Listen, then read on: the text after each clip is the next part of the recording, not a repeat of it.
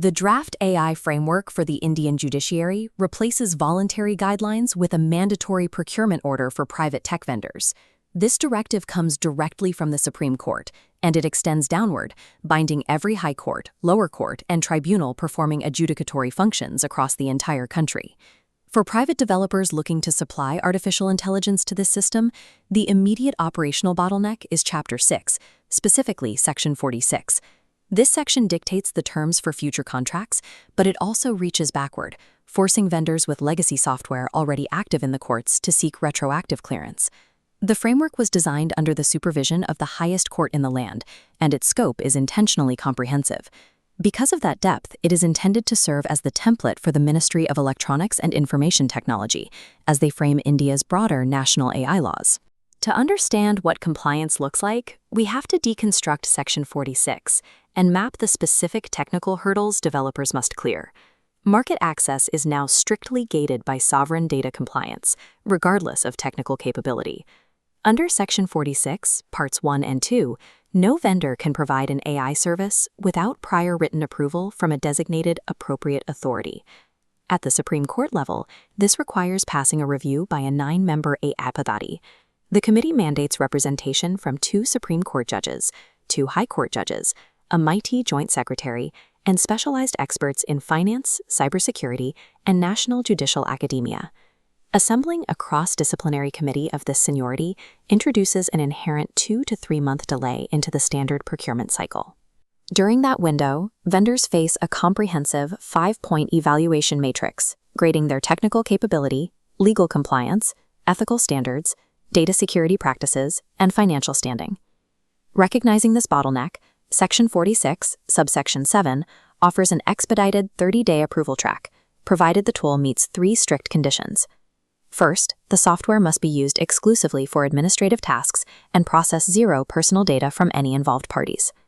Second, it must have absolutely no influence over legal decision-making or adjudicatory functions. Finally, the tool must be functionally identical to software the authority has already vetted and approved. Vendors deploying simple, low-risk back-end automation will move through this fast track rapidly, while those selling complex predictive or generative models will face prolonged committee scrutiny. Once a vendor clears the administrative review, they must architect their physical infrastructure to meet the restrictions of Section 46, Subsection 4. The regulations introduce sensitive judicial data as a highly protected asset class, requiring absolute physical isolation. For standard software-as-a-service vendors, handling this tier of information requires a significant shift in how they design their shielded infrastructure. Clause J explicitly prohibits hosting sensitive judicial data within standard multi-tenant public cloud environments. The framework restricts vendors to only 2 deployment models: purely on-premise servers or a heavily vetted sovereign cloud approved by the state. This physical isolation is legally enforced by a strict purpose limitation mandate in Clause B. Vendors are legally barred from utilizing court data for any secondary operations outside the explicit scope of their initial contract. To verify this isolation holds, Clause E grants the AI Secretariat aggressive, ongoing rights to inspect the vendor's underlying data. To remain compliant, multinational AI developers must completely sever their Indian judicial deployments from their global commercial server networks. The most disruptive technical barrier to a private AI developer's business model is found in Section 46, Subsection 4, Clause K. Typically, court data flows through an AI model to generate a specific inference output. The new regulations target what happens next. The loop routing prompts and outputs back into the system to refine the base model is now illegal without express written approval. To enforce this retraining firewall, developers must hand over complete technical documentation detailing both their system architecture and the original data used to train their models. If the software is classified as a high-risk AI tool, the vendor carries an additional burden of providing specialized documentation that explains exactly how the algorithm reaches its conclusions. The commercial restrictions compound in Section 46, Subsection 9, which regulates intellectual property rights. If a vendor uses judicial data or public resources to develop a tool, the court retains full ownership or a perpetual royalty-free license to the resulting product.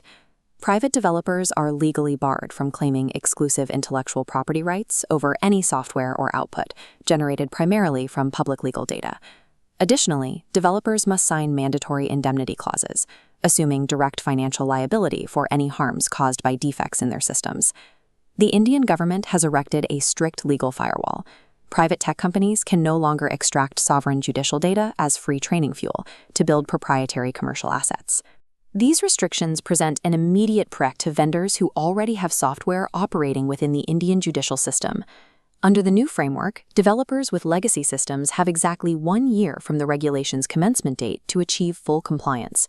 The Secretariat enforces this timeline through continuous monitoring and scheduled periodic audits of all active software. Failing an audit or experiencing a data breach results in immediate suspension, the termination of the vendor's engagement, and directed legal liability. For vendors needing to survive this audit and accelerate their new product approvals, there is now a distinct strategic pathway. The mandate shares its foundation with the voluntary implementation specifications laid out in the DGPSI AI Developer Framework. Because those voluntary standards heavily overlap with the requirements of Section 46, pre-certifying a system as DGPSI compliant acts as a functional shortcut through the judicial bottleneck. The Indian judiciary is utilizing its massive procurement power to force the domestic software market toward a highly secure, sovereign-by-design AI architecture. Section 46 establishes a rigid new baseline for the entire nation. To operate within India's public sector, AI developers must consistently prioritize data sovereignty over algorithmic expansion.